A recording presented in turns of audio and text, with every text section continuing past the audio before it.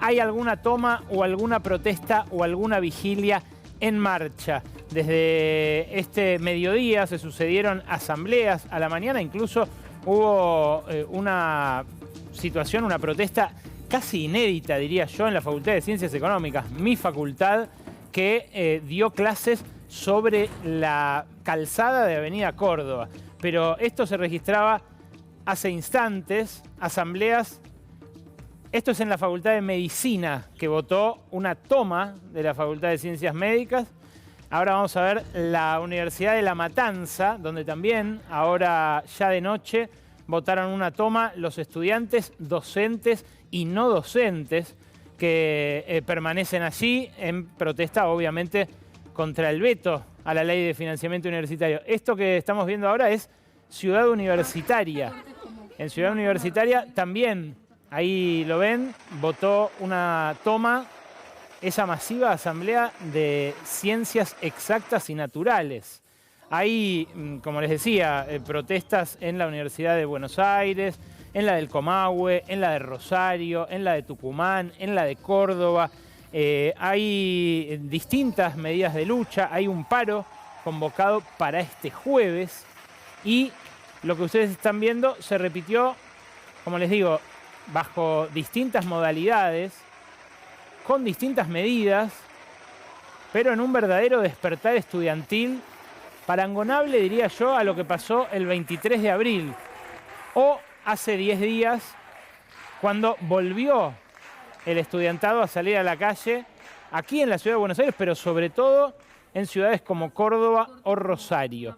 En la Universidad Nacional de Quilmes se dio una situación algo más tensa, esto que están viendo ahora, un ataque con gas pimienta por parte de infiltrados que acompañaban a un grupo de estudiantes ultraderechistas de simpatía con el gobierno de Javier Milei. Hubo varios que debieron ser hospitalizados, que se los debió llevar el SAME en ambulancia porque tiraron gas pimienta como paramilitares adentro de la Casa de Altos Estudios, que como se sabe tiene autonomía y no puede ingresar la policía allí. Ahí ven cómo los echaron a los que tiraron el gas pimienta. Algunos de ellos no eran reconocidos por nadie, presuntamente policías infiltrados.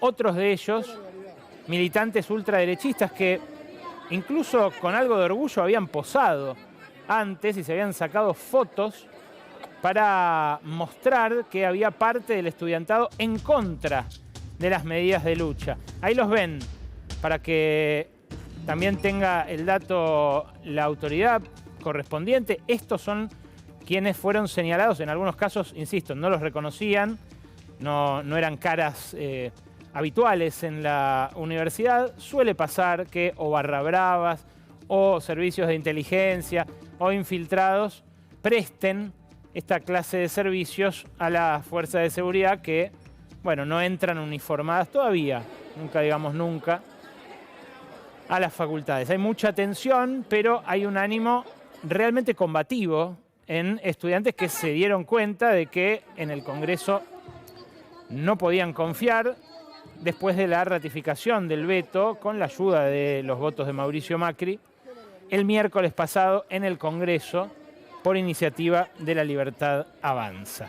Vamos a meternos en esto en detalle, pero esto es lo último que pasó ahora a la noche en universidades que, insisto, en algunos casos de modo inédito. Está tomada la Facultad de Derecho, en Derecho hay una vigilia más bien, está tomada la Facultad de Ingeniería y está tomada la Facultad de Ciencias Médicas acá en la UBA. Son brotes de un descontento que no sabemos dónde va a terminar porque las universidades no tienen dinero para funcionar de acá hasta fin de año.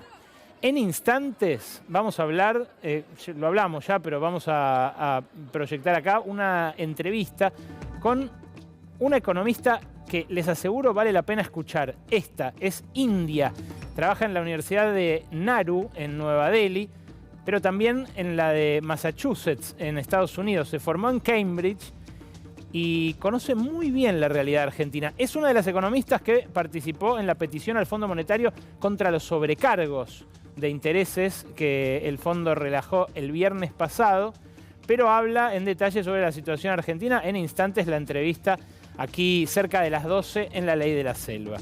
Pero vamos a arrancar con lo que está pasando en la educación en números.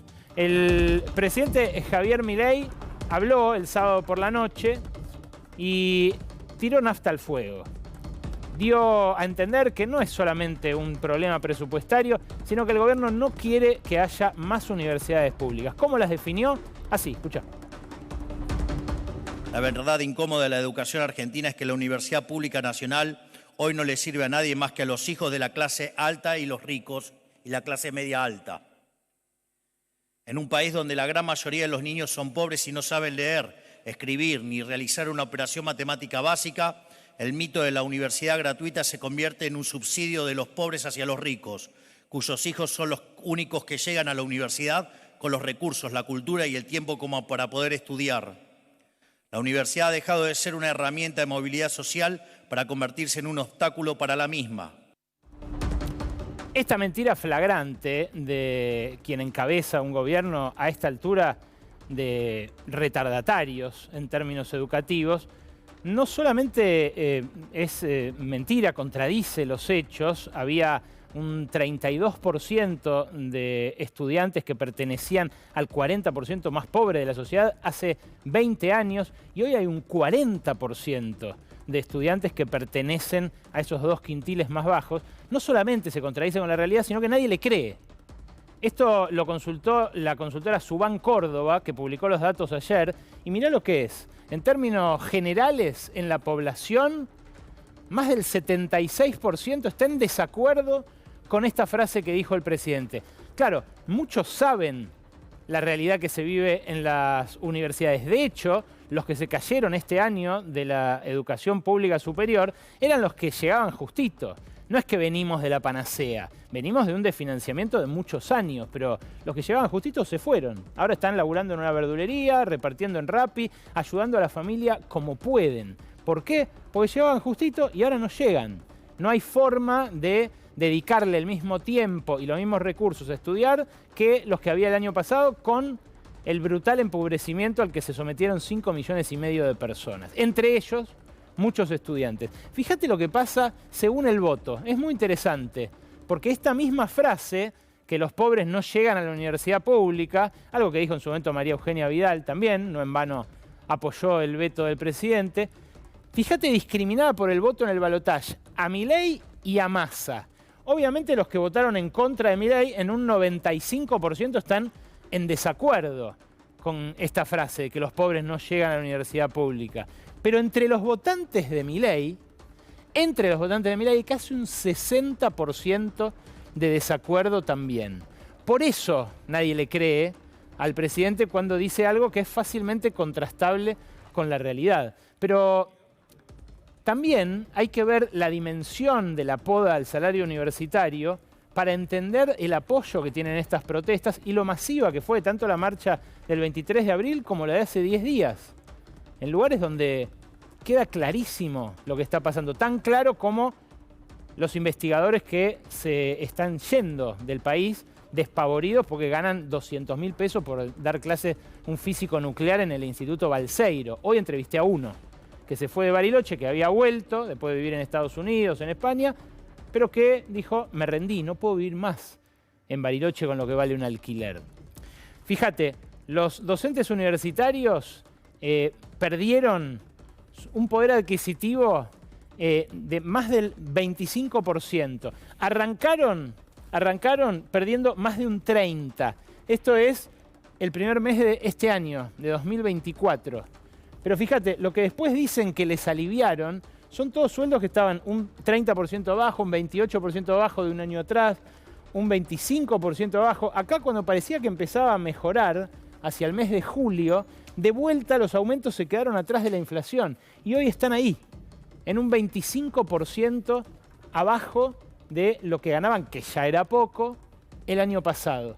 ¿Lo querés ver más gráficamente? Lo prepararon justamente docentes universitarios, el laboratorio del salario de la docencia universitaria. Fíjate en la próxima placa que lo que vas a ver es la inflación y los sueldos. Se ve clarísimo, el ascensor y la escalera como nunca. Una inflación que arrancó en el 25,5 con un incremento, una recomposición de solo el 5,5, que después se siguió abriendo porque ya era 51,3% la inflación acumulada a los 2 meses del gobierno de Milei, con el golpazo de enero sumado al de febrero, y que después nunca se cerró. Fíjate que lo que les recomponen a septiembre es un 89,4 frente a septiembre del año pasado, con una inflación del 152,5. Claro, no hay relación, no hay forma de que pueda seguir viviendo alguien que arañaba la supervivencia con estos sueldos de ahora. Mirá, la pérdida acumulada se muestra en el gráfico siguiente y es muy elocuente. Vos tenés a los docentes que de ese 100% que ganaban en 2015 fueron perdiendo. Fíjate, ¿por qué te digo que no empezó ahora? Porque fíjate, hacia la pandemia ya estaban un 25% abajo. Pero lo que vino después fue un estancamiento y ese tobogán descendente es Milei. Ahora están en un 50%. 50%, ganan la mitad de lo que ganaban hace apenas 9 años. ¿Cómo no van a estar dando clase sobre el asfalto, aún con la amenaza de que venga un facho a tirarle gas pimienta adentro de la facultad? Es una cuestión de supervivencia, efectivamente, ni más ni menos. Lo que viven los trabajadores de las universidades, tanto docentes como no docentes, obviamente no escapa a las generales de la ley en toda la economía, ¿no es cierto? El MATE, nuestro equipo de investigación, rosarino, el mirador de la actividad del trabajo y la economía, hizo una cuenta en función justamente de la pérdida tanto de los trabajadores formales del Estado como de los privados, de cuánto es la masa, lo acumulado de pérdida en el primer semestre del año, la primera mitad del año. Un trabajador promedio del sector privado, que hoy gana cerca de 1 millón de pesos, perdió casi 700.000 pesos a guita de hoy en la primera mitad del año. Es lo que le sacaron del bolsillo, con la inflación superando los salarios. A uno del sector público le metieron en el bolsillo y le sacaron casi 2 millones de pesos en la primera mitad del año. Y en función de los gráficos que mostramos recién, claro, ellos perdieron el 24, los universitarios perdieron el 25 y en algunos meses más terminaron sufriendo una exacción todavía mayor que esa. Es directamente el fin de la universidad. Una universidad que, como dijo Milei, el gobierno considera que beneficia solo a la clase media alta y a los ricos. Es una curiosidad que los magnates, lo vimos la semana pasada en el fragmentito de Marcos Galperín, no se quejen de esto. Evidentemente, la patota detrás, el poder económico detrás del presidente, prefiere lo mismo que él, que no haya más universidades públicas, no solventar más algo que es cierto, es una anomalía en el mundo. Que los estudios universitarios sean gratuitos y de libre acceso es una anomalía. En Estados Unidos hay que ganarse una beca. Si alguien es de una minoría afroamericana, por ejemplo, tiene que jugar al básquet o bailar para que lo dejen estudiar como contador. En Europa hay becas, pero no deja de ser restrictivo y no deja de estar condicionado un estudiante por, no sé, sus exámenes de los 12 o 13 años. Esto acá no pasa. Y esto es lo que permite que hace 20 o 30 años fuera normal lo de mi hijo el doctor, que un cafetero, que un mozo, que una empleada doméstica tuviera un hijo que fuera abogado, arquitecto, ingeniero o incluso ministro. ¿Por qué no? Bueno, esta exacción no la está haciendo solamente Javier Milei. La está haciendo con una colaboración inestimable de sectores de la política que tampoco se limitan al PRO, tampoco se limitan a quienes votaron con él en el Congreso la semana pasada para sostener el veto. Para este ajuste, como en los años 90, la ultraderecha cuenta con la anuencia explícita también de sectores del sindicalismo. Mirá, esta placa que vas a ver ahora es una placa que muestra En salud, ya no en educación, en salud a nivel nacional, ¿cómo se ejecutó el gasto en la primera mitad del año? Fíjate, las líneas rojas muestran recortes. La única línea que marca un incremento en los recursos que recibió es la del Incucay. Curiosamente, un Milei que decía que los órganos había que venderlos, ¿no? Bueno, al parecer, esto todavía, como la promesa de la dolarización, no la llevó adelante. El Incucay tiene ese incremento en las partidas, pero todos los demás, fíjate, el Malbrán, 16% abajo en ejecución presupuestaria, la ANMAT, la agencia encargada de verificar la salubridad de los medicamentos y de los alimentos, casi 20% abajo. La Agencia Nacional de Discapacidad, casi 15%.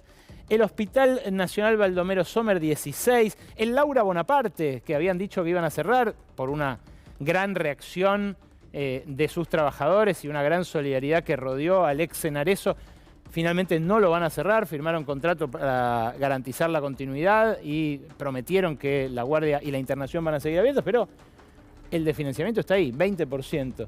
El Posadas, un hospital que a toda la zona oeste le irradia servicios irreemplazables, casi 25% de recorte. El Hospital Ramón Carrillo, el Instituto Nacional del Cáncer, la Superintendencia de Servicios de Salud. Claro, uno ahí cuando ve los fondos de la Superintendencia de Servicios de Salud, dice, quizás le están recortando a los sindicatos, ¿no? Es de ahí que se nutren las obras sociales sindicales. Ahora, algunas otras fuentes muestran dudas respecto de la voluntad de los gremios de combatir el ajuste en la salud. ¿Por qué? Los gremios más numerosos son los que tienen obras sociales también con mayor cantidad de afiliados. Pongamos la OSECAC, del Sindicato de Comercio, de Cavalieri, pongamos la OSPREVA de Trabajadores Rurales, pongamos Unión Personal de UPCN, pongamos la obra social de la UOCRA, Construir Salud. Todas ellas tienen entre 1 millón y 2 millones de afiliados, la de Comercio un poco más, cada una. Justo son las obras sociales de los sindicalistas más dialoguistas. ¿Y qué es lo que está haciendo el gobierno? Bueno, acaba de poner en marcha un decreto, el decreto 843/2024, que endurece los requisitos para que los discapacitados accedan a pensiones. Ustedes ahí veían que en la Agencia Nacional de Discapacidad hay un ajuste fuerte, ¿no? 15%. Bueno, además de este ajuste, lo que está pasando con las personas con discapacidades es que los están dejando de atender.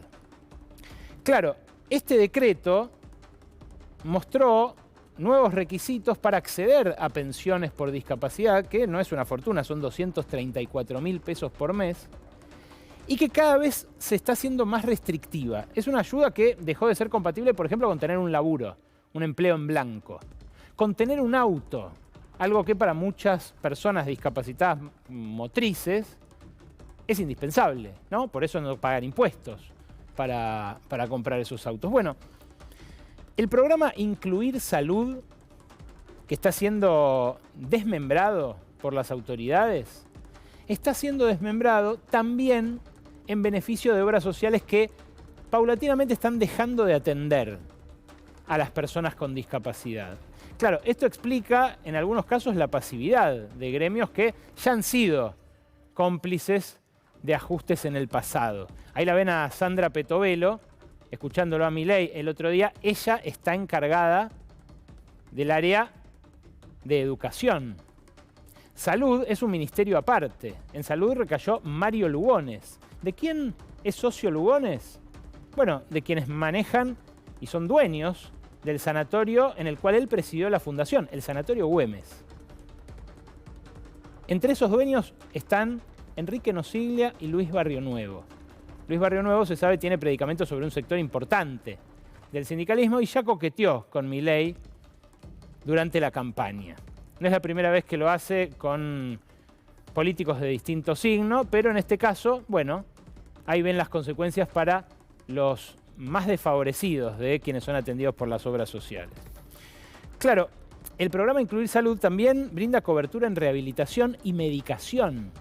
Y esa medicación que no está cubierta es cada vez más cara. Entonces es una tenaza de ajuste realmente asfixiante para alguien que pierde el ingreso, pierde el descuento, pierde el servicio que le daba la obra social y encima ese medicamento lo tiene que pagar muchísimo más caro.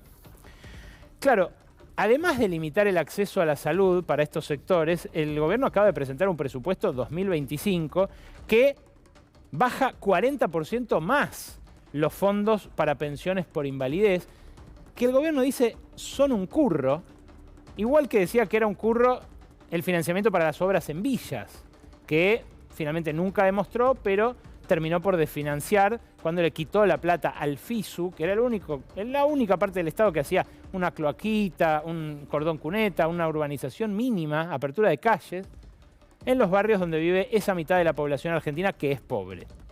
Ahora, ¿la plata se fuma? ¿Desaparece? ¿A dónde va? No se fuma la plata. Este mismo equipo de investigación que colabora con la Ley de la Selva viene revisando los balances de las principales empresas cotizantes en la bolsa argentina desde principios de este año. Y los hallazgos son realmente impresionantes.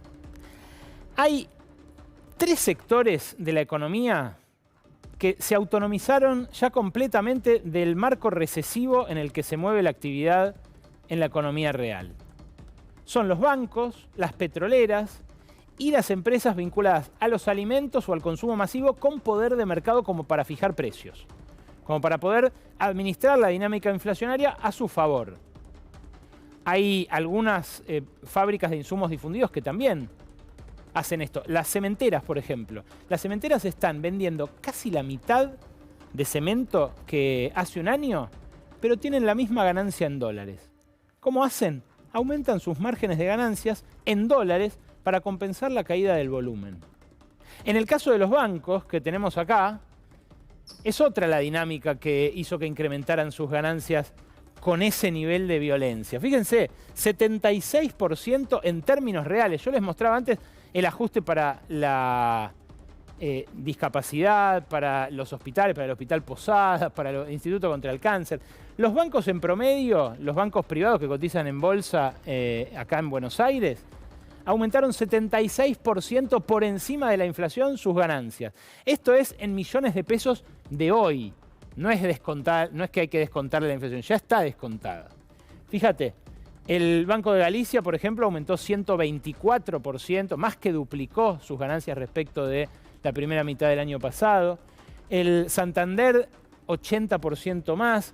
El Credicop, 249% más. El ICBC, 22% más. El Banco Patagonia, 32% más. El Superviel, 230% más. Claro, para ese promedio del 76 hay muchos que lo superan. ¿Qué pasó con el sistema financiero? Bueno, se vio beneficiado por las políticas de esterilización financiera, la suba de tasa de interés y lo que pasó con los bonos. El enjuague de la deuda, el pase de manos del Banco Central al Tesoro, los aumentos y las opciones que les dieron también a los bancos, que en algún momento intentó correr Milei diciendo que le estaban tratando de hacer un golpe, pero ¿qué golpe le van a querer hacer? Mirá lo que es esto. ¿Querés ver las petroleras? Mirá las petroleras. Las tenemos en el cuadro a continuación, también en función de sus balances públicos, los balances que presentaron ante la Bolsa de Comercio. YPF viene ganando 90% más. Así volaron las acciones. Pan American Energy, 40% más. Pampa Energía, 22% más. Tecpetrol, me quiero detener acá. La petrolera de Paolo Roca. El sostén principal de Javier Milei en el establishment, además de ser el más lúcido. Políticamente, no precisamente para los intereses de la mayoría, pero el tipo que más piensa, un abismo de distancia con Marcos Galperín, por ejemplo, que lo superó en fortuna, 427% de aumento de las ganancias gracias a lo que empezó a fructificarle Vaca Muerta. Claro, Paolo Roca se está convirtiendo de varón de la siderurgia, que lo sigue siendo a nivel mundial, en petrolero. Vista, la empresa de Miguel Galuccio, aumentó 30%, venía de crecer mucho más en años pasados, ¿no? Que tomó la delantera ahí en Vaca Muerta, pero este año nada desdeñable, 30%. ¿Querés ver las de alimentos? Claro, las de alimentos son quizás las más impactantes porque Vos ves el caso de Mastellone. Mastellone ganó casi 6 veces lo que ganó en la primera mitad de 2023. Es la que prácticamente monopoliza la venta de leche fluida en la Argentina en un año en el que la venta de leche, lo que toman los chicos, la leche de todos los días, cayó arriba del 15%. Son niveles de consumo que habitualmente varían el 1, el 2, el 3 para arriba, el 1,5 para abajo. Tiene que haber en los países o una invasión, o una guerra, o una catástrofe natural para que caigan el 15% el consumo de alimentos tan básicos. Bueno, ahí tenés el reflejo, ahí tenés la imagen especular de lo que pasó con la caída del consumo. Y Arcor, que es la que siempre hizo punta con los aumentos de precios de los alimentos durante este año, nosotros les contamos cada vez que llegó una lista de precios nueva a los supermercados, 103% más, o sea, el doble exactamente de lo que ganó el año pasado. Claro, ahí están las demás, ¿no? Molinos, el promedio arriba del 80%. Claro, Milei también habló de esto la semana pasada en un congreso de la CEAL, la Comisión Empresarial de América Latina. Para mí fue hasta ahora su discurso más prístino, en el que más se notó cuál es el objetivo de su política económica. 40 segundos, nada más, dijo esto. Entonces, esa idea llena de envidia y de resentimiento la tenemos que combatir desde el llano, digamos, porque el que gana plata es un héroe. Digo, es un benefactor social porque lo hace vendiendo precios de mejor calidad, digamos, a un mejor precio. Entonces, esto no es menor, porque si Argentina va a empezar a generar un proceso de fuerte crecimiento económico, en la medida que ustedes empiecen a generar ese proceso, se van a generar ganancias extraordinarias. Y no le demos lugar a los zurdos de mierda que vengan a decir que eso está mal.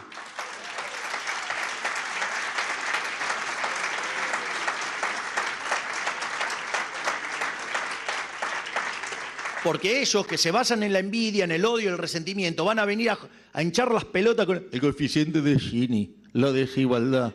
Y en realidad, o sea, esos tipos que están capturando los grandes beneficios son los que nos van a hacer de vuelta que Argentina sea un país grande nuevamente.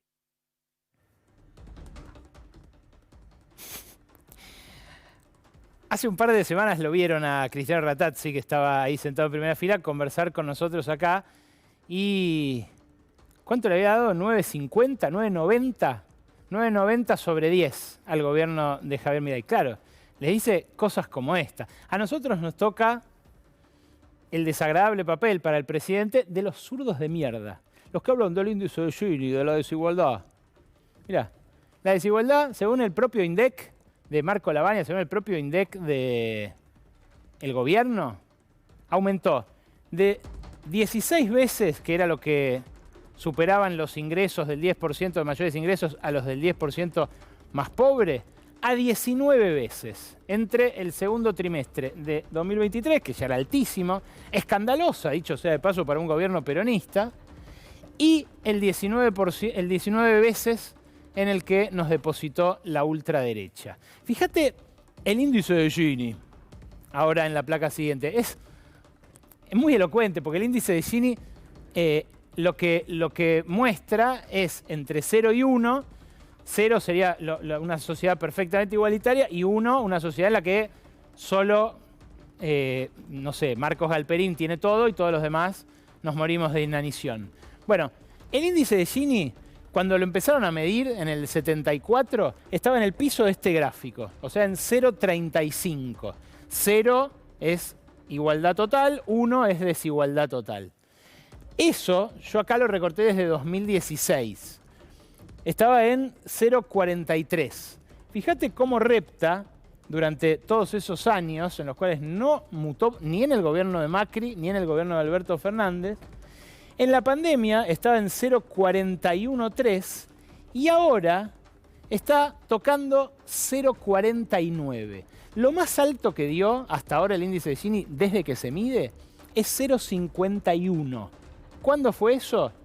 En el 2001. el año del estallido de rabia y furia popular. Hoy está en 0,49.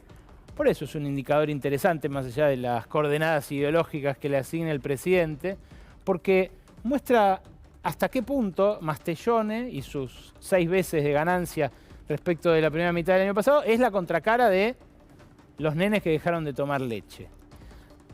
En instantes nada más vamos a hablar con una enfermera de hace 30 años del Garrahan, que en primera persona va a contar cómo se dio ese ajuste a lo largo de su carrera y qué tobogán empinó Milei apenas asumió. En instantes nada más. Déjame simplemente compartir una imagen. Hoy le dieron el premio Nobel a 3 economistas.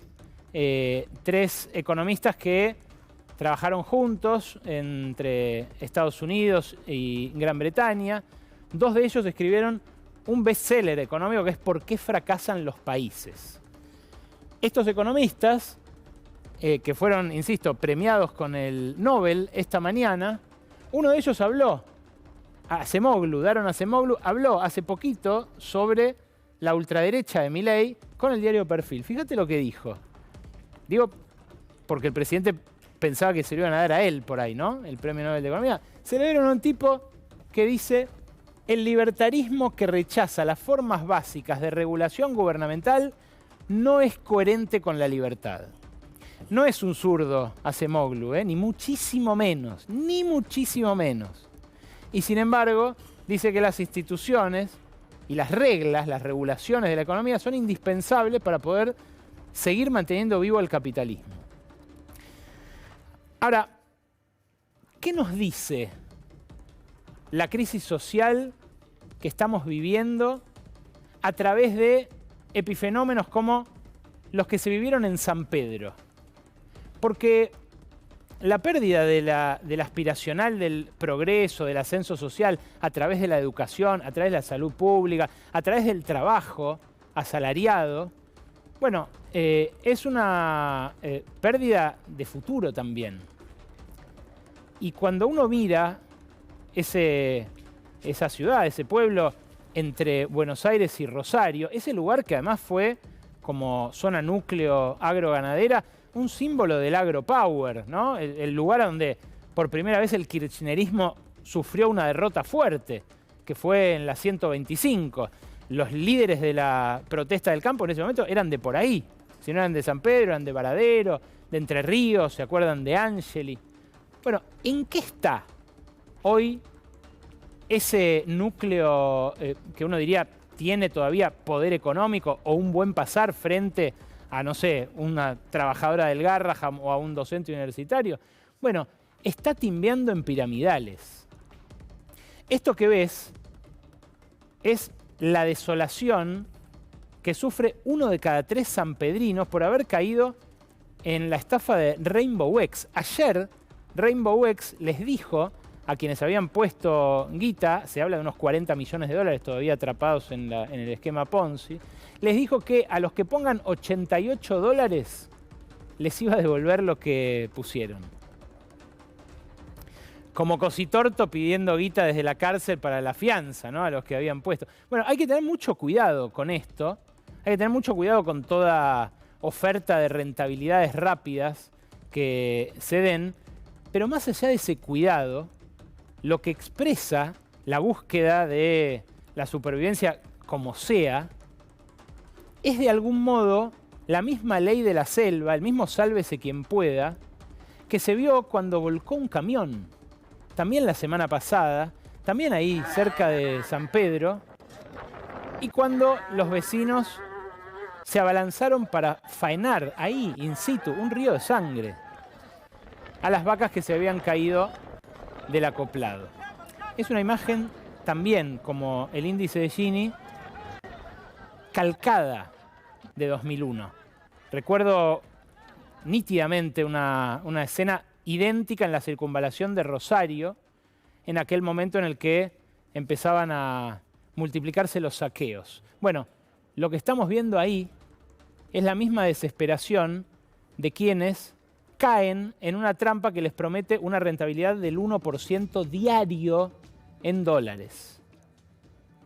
es la búsqueda de el ingreso fácil, del ingreso inmediato, de algo que compense lo que se perdió por tanto ajuste durante tanto tiempo, tanto en el salario como en los servicios de los que goza la sociedad.